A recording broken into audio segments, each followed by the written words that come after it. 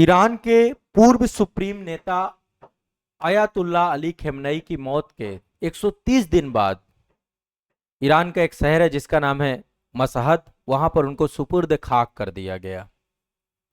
और इस दौरान बहुत बड़ी संख्या में लोग उनकी अंतिम यात्रा में, पूरी सड़कें 2-2, 3-3 किलोमीटर सड़कें ईरान में जाम हो गईं और अमेरिका के खिलाफ, इजराइल के खिलाफ बहुत नारे लगाए गए यहां पर।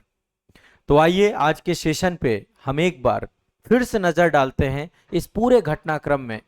28 फरवरी को अमेरिका और इजराइल के हमले में खमेनी का निधन हो गया था। उसके 130 दिन बाद इनको जो है सुपुर्द खाक किया गया है। अभी तक लगातार आप सभी को पता युद्ध वाली स्थिति बनी हुई है। अभी सीज फायर हुआ है, 2 बार सीज फायर हो चुका, लेकिन फिर से अभी हमला हुआ है हाल ही में, मैं उस पर भी बात करूंगा। हमले में उनके परिवार के भी बहुत सारे सदस्य मारे गए, कई बड़े अधिकारियों की भी मौत हुई। तो आइए एक बार पूरे, तो ये घटनाक्रम 9 जुलाई 2026 को पूरे राजकीय सम्मान के साथ सुपुर्द खाक मतलब दफन किया गया इनको। इन्होंने जब अपनी वसीयत लिखी थी तो वसीयत में इन्होंने कहा कि जो इनका गृह नगर है जिसका नाम है मशहद, शिया समुदाय का सबसे पवित्र स्थलों में से एक है। ठीक है, इमाम रजा की दरगाह है, उसके मेमोरियल हॉल में इनको दफनाया गया। ठीक है, मशहद एक जगह है, ईरान का ही शहर है, अभी मैं इस पे और डिटेल में आऊंगा। इमाम रजा की दरगाह में इनको जो है वहीं पर दफना दिया गया। तो ये पूरा का पूरा जो स्टेट फ्यूनरल था, अंतिम संस्कार था, इसके बारे में कई सारे घटनाक्रम हुए। अली खमेनी की मौत, जैसा कि मैंने आपको बताया कि 28 फरवरी 2026 को अमेरिका और इजराइल का जो संयुक्त हवाई हमला था उसमें हुआ। और इस्लामी परंपराओं में सबको तुरंत दफनाने का नियम है, लेकिन खमेनी के मामले में 4 महीने से अधिक देरी की गई। इसके पीछे कई कारण हैं। सबसे पहली बात, जैसे ही मृत्यु हुआ पूरा देश में इमरजेंसी लग गई, ईरान और अमेरिका से युद्ध छिड़ गया। सुरक्षा कारणों से भारी बमबारी के बीच में लगातार पूरे देश भर में बमबारी हुई। लगातार अमेरिका और इजराइल ने तांडव रच दिया। ईरान ने उसका जवाब भी दिया। और ईरान ने केवल इजराइल भर में हमला नहीं किया, इजराइल के साथ साथ जितने भी गल्फ देश थे सब पे हमला किया जहां जहां अमेरिकी सैन्य बेस था। तो देश अस्थिरता के माहौल में चला गया इनके मृत्यु के तुरंत बाद। इसके कारण से तुरंत विशाल जनाजा निकालना संभव था, तुरंत जनाजा नहीं निकाला गया। मैं कुछ तस्वीरें दिखा रहा हूं उन सड़कों की, ये देखिए, ये है जनाजा अली खमेनी। ये लोग हैं, सड़कें आप देखेंगे पूरी की पूरी, ये तस्वीर से और आपको क्लियर हो जाएगा। तो लेट होने का एक कारण तो ये था कि इसके बाद युद्ध के दौरान ईरान की सरकार ने उनका पार्थिव शरीर को वैज्ञानिक और तकनीकी प्रक्रियाओं के माध्यम से पूरी तरीके से प्रिजर्व कर दिया, सुरक्षित कर दिया। इसके बाद लगातार इंतजार किया जा रहा था कि कब सीज फायर होगा और एक स्थायी सीज फायर हो। हाल ही में आप सभी को पता है अमेरिका के साथ अंतरिम समझौता हुआ है, अस्थायी युद्ध विराम हुआ है, सीज फायर हुआ है, और ये दूसरी बार हुआ है। पहली बार हुआ था और तुरंत ही फेल हो गया था। तो ईरान सरकार इस महाजनाजे के आयोजन करने पर उनको लगा कि भरोसा करते हैं, 2 करोड़ से ज्यादा लोग इसमें सम्मिलित हुए, पूरा ईरान की सड़कें। ठीक है, अब एक चीज और समझिए, खमेनी का अंतिम संस्कार केवल एक शहर तक सीमित नहीं था। 4 जुलाई से लेकर 9 जुलाई 2026 तक उनके पार्थिव शरीर को ईरान और इराक के 5 प्रमुख शहरों पर ले जाया गया। मतलब ये आप समझिए, ये जनाजे को पूरे ईरान में घुमाया गया, पूरे इराक में घुमाया गया। एक विशाल धार्मिक और राजनीतिक जुलूस का रूप ले लिया इसने। 3 से 4 जुलाई को तेहरान के ग्रांड मुसल्ला मस्जिद में उनके सब को अंतिम दर्शन के लिए रखा गया था। ठीक है, तेहरान ईरान की राजधानी है, ग्रांड मुसल्ला मस्जिद है, वहां पर रखा गया उसको। लाखों लोग पहुंचे, विदेशी राजनयिक पहुंचे, डिप्लोमेट्स। 5 जुलाई को यहां मुख्य नवाज जनाजा पढ़ी गई, जो प्रक्रियाएं हैं दफनाने से पहले। इसके बाद 6 जुलाई को इनके जनाजे को कोम ले जाया गया, ईरान ले जाया गया। शिया धर्म का प्रमुख केंद्र है ये। ठीक है, तो पवित्र शहर है आपका, यहां कोम ले जाया गया इनके जनाजे को। तो तेहरान में पहले अंतिम दर्शन के लिए रखा गया। फिर कोम ले जाया गया 6 तारीख को। फिर इसके बाद नजफ ले जाया गया, करबला ले जाया गया। 7 से 8 जुलाई को इनका पार्थिव शरीर इराक में था, इराक में, ठीक है, इराक में रखा गया। और शिया मुसलमानों का सबसे पवित्र स्थल है आपका इमाम अली की दरगाह नजफ में है और इमाम हुसैन की दरगाह करबला में है। उनके ताबूत की परिक्रमा कराई गई, ये पूरा जो ताबूत है इसको परिक्रमा कराई गई उसकी। इसको पूरा धार्मिक रंग दे दिया गया, धार्मिक जुलूस में बदल गया। और इसके बाद 9 जुलाई को अंतिम पड़ाव आया मशहद, ईरान में इनके ताबूत को मशहद लाया गया और इसको फिर दफना दिया गया, सुपुर्द खाक कर दिया गया। अंतिम विदाई 9 जुलाई 2026 को मिली मशहद में। अभूतपूर्व दृश्य देखने को मिला, लाखों के भीड़, भीषण गर्मी में मशहद की सड़कों पर लाखों संख्या में लोग काले कपड़े पहने हुए उमड़े, चिलचिलाती गर्मी में। प्रशासन ने यहां पर काफी पानी वगैरह की व्यवस्था, स्प्रिंकल फव्वारे और बड़ी व्यवस्था ईरान ने की इस पूरे मामले में। भीड़ के हाथों में खेमनई के पोस्टर थे, लाल झंडे थे। शिया परंपरा में न्याय और बदले का प्रतीक होता है लाल झंडा। लोग अमेरिका के राष्ट्रपति डोनाल्ड ट्रंप और इजरायली प्रधानमंत्री बेंजामिन नेतन्याहू के खिलाफ बहुत सारे बदला लेने वाले नारे लगाए गए, यहां पे मुर्दाबाद के नारे लगाए गए। और जैसे ही इनको दफनाया गया, दफनाने के कुछ घंटे पहले, देखिए एक तरफ जनाजा निकल रहा है लेकिन उसके कुछ घंटे पहले उत्तर पूर्वी ईरान में रेलवे पुलों पर हमले की खबरें आने लग गई। तेहरान मशहद ट्रेन सेवा बाधित हो गई। इसके बावजूद भी ईरानी अधिकारियों ने तय समय पर शाम को दफन की प्रक्रिया पूरी की। तो दूसरी तरफ अमेरिका, एक तरफ जनाजा निकल रहा है, 130 दिन बाद निकल रहा है, दफन करने जा रहा है, दूसरी तरफ अमेरिका हमले कर रहा है सीज फायर के दौरान। यह भी देखने को मिला, उस पर मैं अभी बाद में आता हूं। अब ये जो पूरा का पूरा घटनाक्रम चल रहा था, इस घटनाक्रम में बहुत सारे लोग गायब भी रहे, जैसे कि ईरान के संसद के जो अध्यक्ष हैं मोहम्मद बगैर गलीबफ, ये नहीं थे। मुख्य न्यायाधीश गुलाम हुसैन नहीं थे इसमें। खमेनेई के सबसे बड़े बेटे, जिनका होना सबसे ज्यादा जरूरी था, जिनका नाम है मुस्तफा खमेनेई, इस समय सुप्रीम लीडर यही हैं। ये ताबूत के पास रोते हुए अंतिम रस्में अदा करते हुए दिखे और लगभग 100 देशों के प्रतिनिधि मंडलों ने इसमें हिस्सा लिया।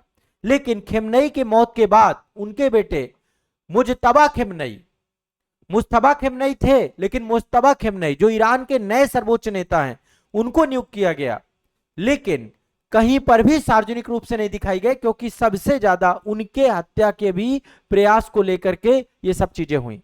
सार्वजनिक रूप से नहीं दिखाई दिए, सबसे बड़े बेटा नहीं दिखाई दिए। मुस्तफा खमेनेई तो दिखाई दिए, ये सबसे बड़े बेटे थे, लेकिन जो उनके बड़े बेटे मुस्तफा खमेनेई थे, उनको नहीं देखा गया इस पूरे जनाजे में।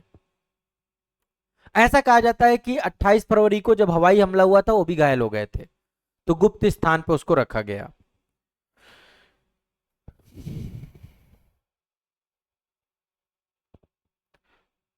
तो ये पूरा का पूरा प्रक्रम अभी जनाजे को लेकर के है, इसको लेकर कुछ डिस्कशन हमारा हो गया।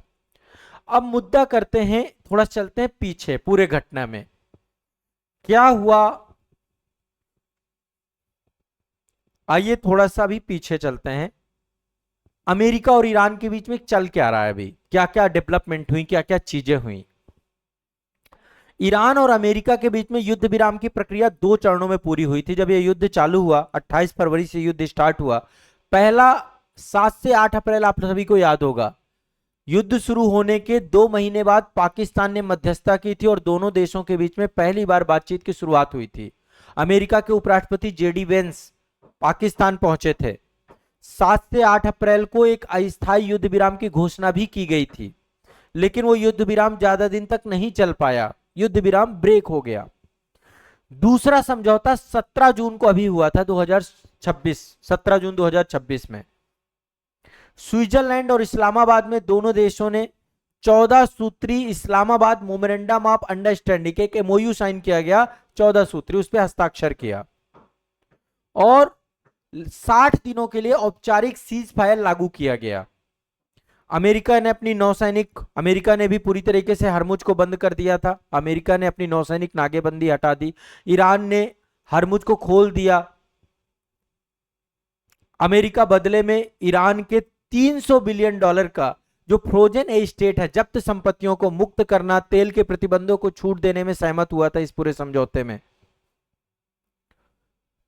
लेकिन अब सीज फायर फिर से खत्म होता हुआ दिख रहा है। 6 से 7 जुलाई को ईरान ने जो हरमुज जल संधि है वहां पर 3 व्यावसायिक जहाजों पर हमला कर दिया। ईरान ने एक हमला किया यहां पर हरमुज पे। अब देखिए, एक तरफ जनाजा चल रहा है खेमनई का, दूसरी तरफ ईरान हमला कर रहा है यहां पर। ठीक है, 6 से 7 जुलाई 2026 को ईरान ने हरमुज जल संधि पर 3 व्यावसायिक जहाजों पर हमला किया। उसके जवाब में अमेरिकी राष्ट्रपति डोनाल्ड ट्रंप ने 8 जुलाई 2026 को सीज फायर को समाप्त कर दिया, ओवर कर दिया, और अमेरिकी सेना ने ईरान पर बड़े पैमाने पर हवाई हमले चालू कर दिए। तो अब फिर से सीज फायर ताक पे रख चुका है। अमेरिका ने यहां पे फिर से नाकेबंदी जैसी स्थिति पैदा करनी शुरू कर दी है। हरमुज फिर से एक बार संकट में, फिर से एक बार तेल संकट की स्थिति बन रही है।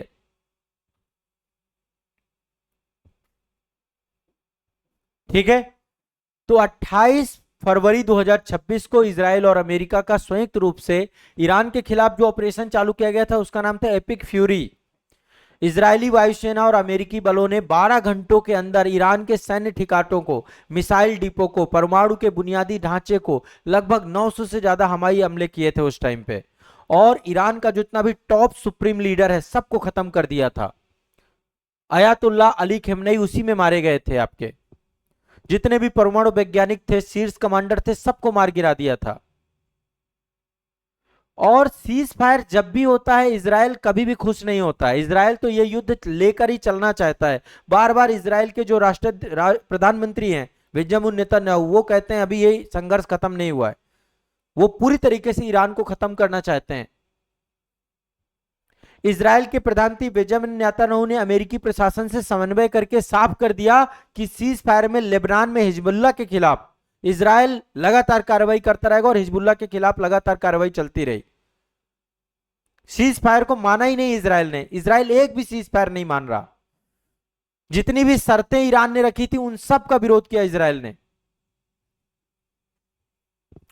तो अभी जो कंडीशन है 9 से 10 जुलाई की, अभी की रिसेंट कंडीशन बता रहा हूं, फिर से युद्ध शुरू हो चुका है। इजराइल अब क्या करेगा इसमें आगे अभी आने वाले समय पे देखेंगे। युद्ध की स्थिति बन चुकी है फिर से दुनिया, है ना। और बेंजामिन नेतन्याहू ने फिर से कड़ी चेतावनी दी है कि ईरान के साथ संघर्ष अभी खत्म नहीं हुआ है। इजराइल नई सुरक्षा चुनौतियों के लिए तैयार है। इजराइल ने चेतावनी दी है कि फिर से हमला करेगा, फिर से स्ट्राइक करेगा।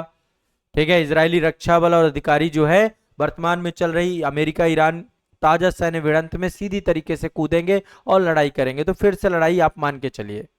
ये तो हो गया मौजूदा घटनाक्रम। ठीक है, होर्मुज विवाद, पहले ईरान ने हमला किया था इस पूरे होर्मुज क्षेत्र में, फिर अमेरिका ने हमला किया।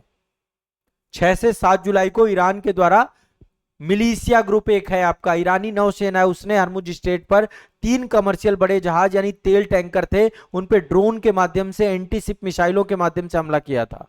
और तब अमेरिका ने सीज फायर समझौता का खुला उल्लंघन माना और फिर, ठीक है, तो ये आपको दिमाग में बैठा के रखना है।